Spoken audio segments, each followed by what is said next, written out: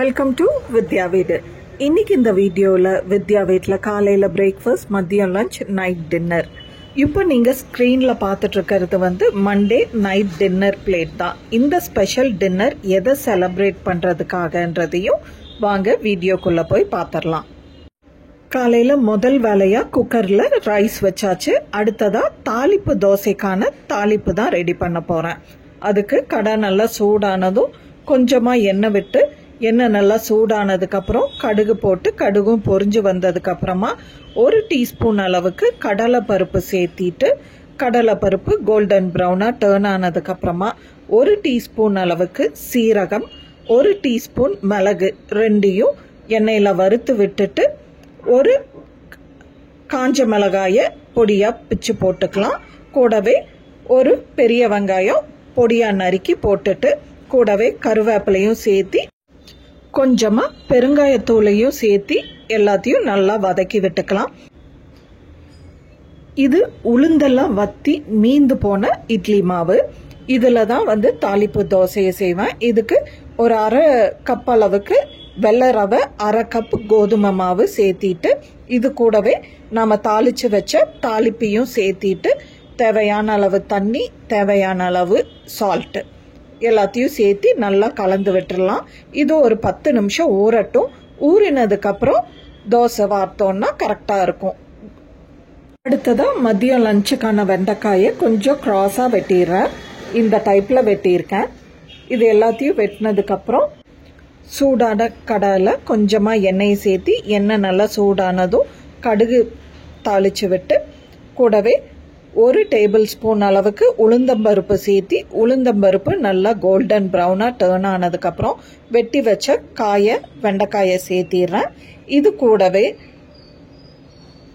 கொஞ்சமாக கருவேப்பிலை, பெருங்காயத்தூள், மஞ்சத்தூள், உப்பு, சால்ட்டு தான் இதுக்கு நான் சேர்த்திருக்கேன். எல்லாத்தையும் நல்லா கலந்து விட்டு, இந்த காய் வேகிற அளவுக்கு லைட்டாக தண்ணியை தெளித்து விட்டு ஒரு தட்டு வச்சு மூடிடலாம். இந்த காய் நல்லா வெந்து வரட்டும்.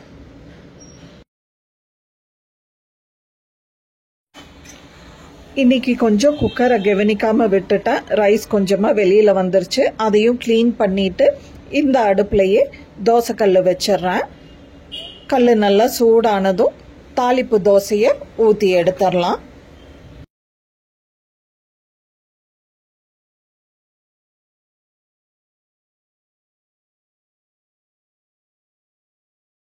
பை தி டைம் நம்மளுக்கு இந்த பக்கம் காய் நல்லா வெந்துருச்சு. இப்போ அடுப்பை நல்லா ஹை ஃப்ளேமில் வச்சுட்டு, இந்த காய்க்கு தேவையான அளவு மிளகாய்த்தூள், ஒரு 1/2 டீஸ்பூன் அளவுக்கு மல்லித்தூள் ரெண்டையும் சேர்த்தி அடுப்பை நல்லா ஹை ஃப்ளேமில் வச்சு அப்பப்போ நல்லா கலந்து விடுங்க. காயில் இருக்கிற வலுவழுப்பு தன்மையெல்லாம் போய் வெண்டைக்காய் நல்லா உதிரியாக வர்ற வரைக்கும் இதை ஹை ஃப்ளேம்லேயே வச்சு அப்பப்போ நல்லா கலந்து விட்டுக்கிறேன். வெண்டைக்காய் நல்லா உதிரியாக வந்ததுக்கப்புறம் இதை ஒரு சர்விங் பவுலுக்கு மாற்றிடலாம்.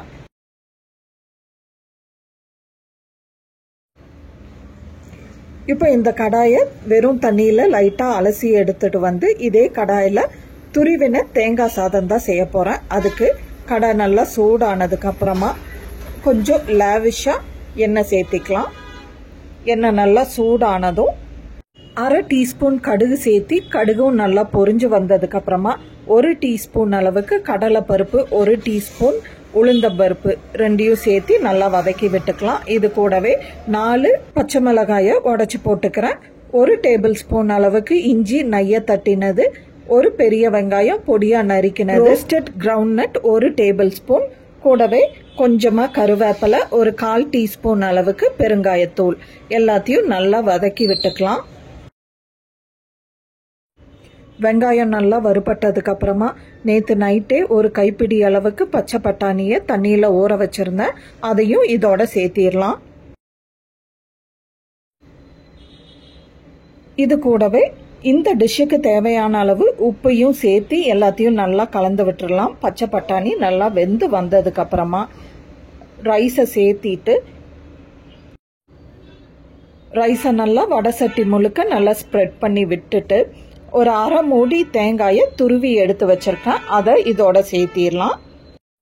இந்த ஸ்டேஜில் ஸ்டவ்வை ஆஃப் பண்ணிட்டு ரைஸை நல்லா எல்லா இன்க்ரீடியன்ஸோடையும் நல்லா கலந்து வர்ற மாதிரி கலந்து விட்டு கொஞ்சமாக பொடியாக நறுக்கின கொத்தமல்லி தலையும் சேர்த்து கலந்து விட்டால் துருவின தேங்காய் ரைஸ் ரெடி. கூடவே காலையில் பிரேக்ஃபாஸ்ட்டுக்கு தேவையான தாளிப்பு தோசையும் ஊற்றி எடுத்துட்டேன். இந்த தாளிப்பு தோசைக்கு இன்னைக்கு தேங்காய் சட்னியோட சர்வ் பண்ணியிருந்தேன். அடுத்ததாக லஞ்ச் பேக் பண்ணிடலாம். லஞ்சுக்கு ஒரு டிஃபனில் துருவின தேங்காய் சாதம் பேக் பண்ணியாச்சு. அடுத்ததாக வெண்டைக்காய் பொரியல் தான் இன்னைக்கு காய்க்கு வச்சுருக்கேன். ஸ்நாக்ஸுக்கு தோலை பீல் பண்ணி எடுத்துட்டு ஆரஞ்சு தான் வச்சுருக்கேன். இதுதான் இன்னைக்கு வித்யா வீட்டு லஞ்ச் மெனு. அடுத்ததாக நைட் டின்னருக்கு ஒரு பொட்டேட்டோ சமோசா, அடுத்ததாக ரோட் சைடு மஷ்ரூம் கொஞ்சமாக, அடுத்ததாக இட்லியும் கார சட்னியும், அடுத்ததாக வீட்டில் செஞ்ச முட்டை கலக்கி, வெஜ் நூடுல்ஸ். இது எல்லாமே கடையில் வாங்கினது தாங்க, எக்ஸப்ட் இந்த முட்டை கலக்கியை தவிர. இந்த ஸ்பெஷல் நைட் டின்னர் பிளேட்டிங் எதை செலிப்ரேட் பண்ணுறதுக்குன்னு பார்த்தீங்கன்னா வித்யா வீட்டில் டிஷ் வாஷர் வந்துருச்சுங்க. இதோடைய எம்ஆர்பி ப்ரைஸ் வந்து 44 சம்திங். ஆனால் நான் இதை வந்து ஜஸ்ட் 22,000க்கு தான் வாங்கினேன். இதை நான் எங்கே வாங்கினேன், அன்பாக்சிங் வீடியோ எல்லாத்தையும் அடுத்த வரக்கூடிய வீடியோக்கெல்லாம் பார்க்கலாம். இந்த வீடியோ உங்களுக்கு பிடிச்சிருந்ததுன்னா do not forget to subscribe, like and share வித்யா வீடு. Bye.